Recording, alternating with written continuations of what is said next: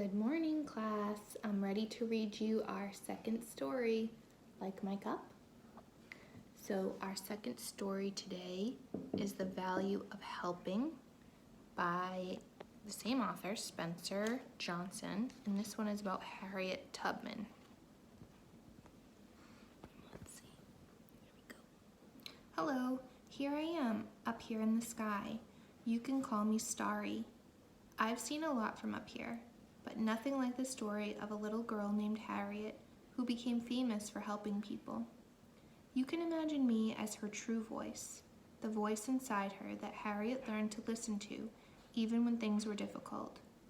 Of course she couldn't really see me, but perhaps she imagined me as a star. You will soon discover. So if you're ready, let's begin our story together. So yesterday it was about a bumblebee, about believing in himself, and today it's about a star, the voice inside her. And there's Harriet. Once upon a time there was a young girl named Harriet. Harriet was born during a time when it was actually legal to own another person in certain parts of the United States. Harriet was a slave, and she was forced to work very hard for the man who owned her. At harvest time, Harriet and the other slaves picked corn late into the night. While they worked, they would often sing a song about the people of Israel, who had been held captive as slaves in Egypt. Go down, Moses, way down in Egypt's land. Tell old Pharaoh, let my people go. I wonder if anyone will help us the way Moses helped the people of Israel escape from Egypt, Harriet would say.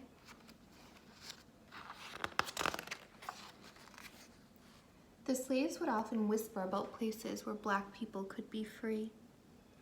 There aren't any slaves in the northern states, said Harriet's father. All the people there are free men and women. I want to go north, Daddy, said Harriet. I want to be free. You see that star up there, said her father, the big one that never moves? That's the North Star. When you get older, you can go north. Just keep that star in front of you. It will take you to freedom. That's where I come in. As Harriet looked at the real North Star, she imagined that she had a star inside her that would guide her. I became her true voice, that special friend inside of each person that helps you listen to your own best thoughts. As Harriet got older, her desire for freedom grew stronger. She heard stories about something called the Underground Railroad. What is the Underground Railroad, Harriet? I asked her. It's a secret way to escape to freedom, she explained. Some white people and black people helped slaves travel along safe paths. The houses the slaves hide in are called stations on the railroad. Many slaves made it to freedom, but Harriet saw how slaves who were caught were brought back in chains. She was too scared to attempt it herself. Instead, Harriet decided she would work hard baking pies and then sell them door to door to earn money. You see, if slaves could make enough money to give to their owners, they were sometimes able to buy their own freedom. Starry, she asked me, how many pies do you think I'll have to bake to earn enough money? I think we're getting closer, Harriet, I whispered. Let's keep baking. Harriet listened to herself, smiled, and went back to work, more determined than ever to secure her freedom. While out selling her pies, Harriet met a woman who saw how determined she was to be free. If you want to escape, she said to Harriet, I can send you to people who will help you along the way.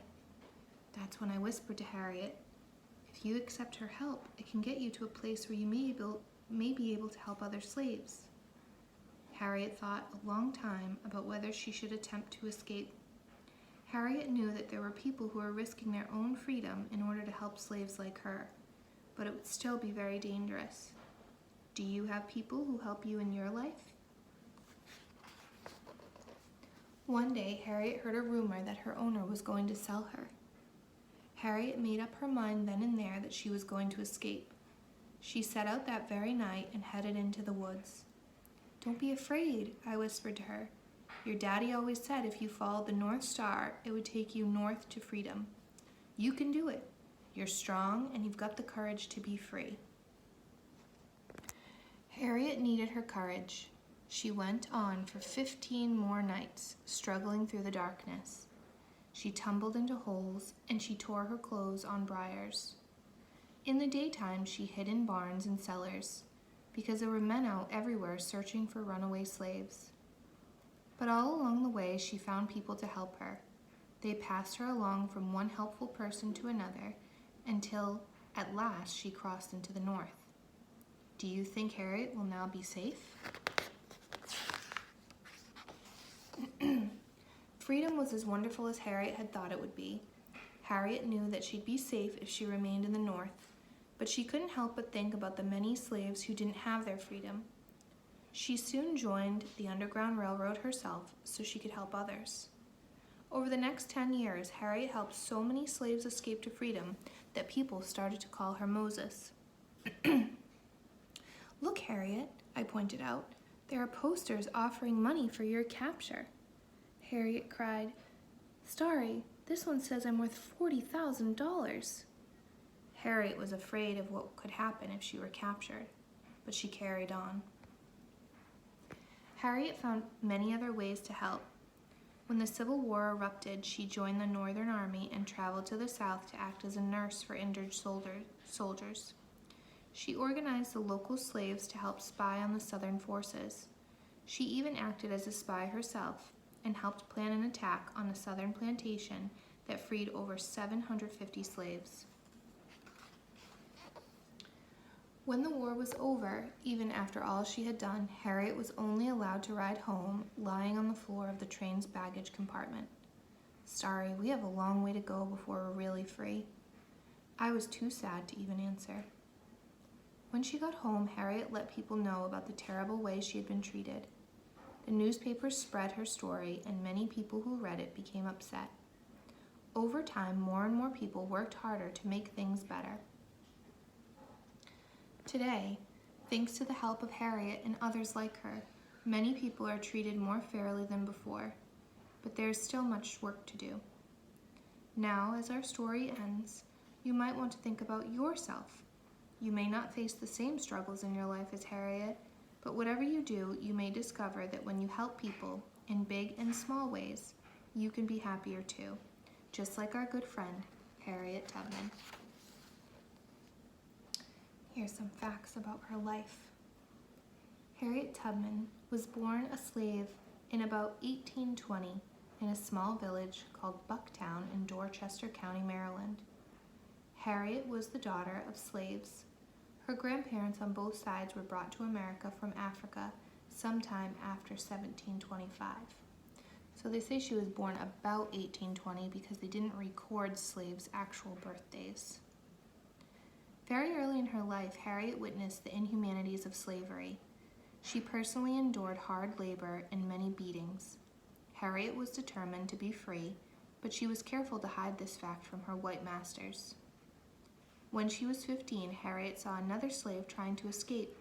She deliberately got in the way of her overseer. In a rage, the overseer struck her in the head with a 2-pound iron counterweight.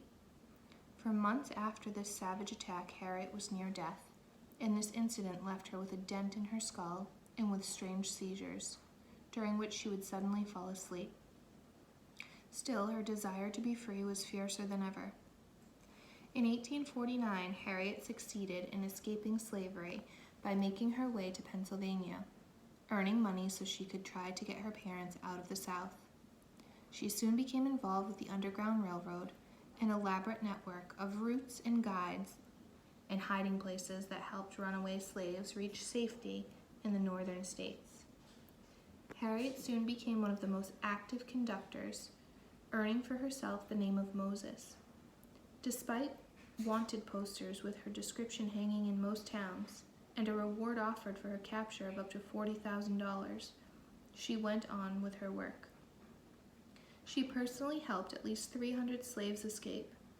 In the years immediately before the Civil War, Harriet became good friends with many prominent abolitionists. When the war came, she volunteered her services, and she worked as a nurse, laundress, cook, and spy for the Union Army in South Carolina.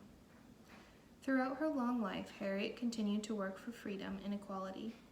When she was 80, Harriet appeared on platforms with leaders such as Susan B. Anthony and Elizabeth Cady Stanton.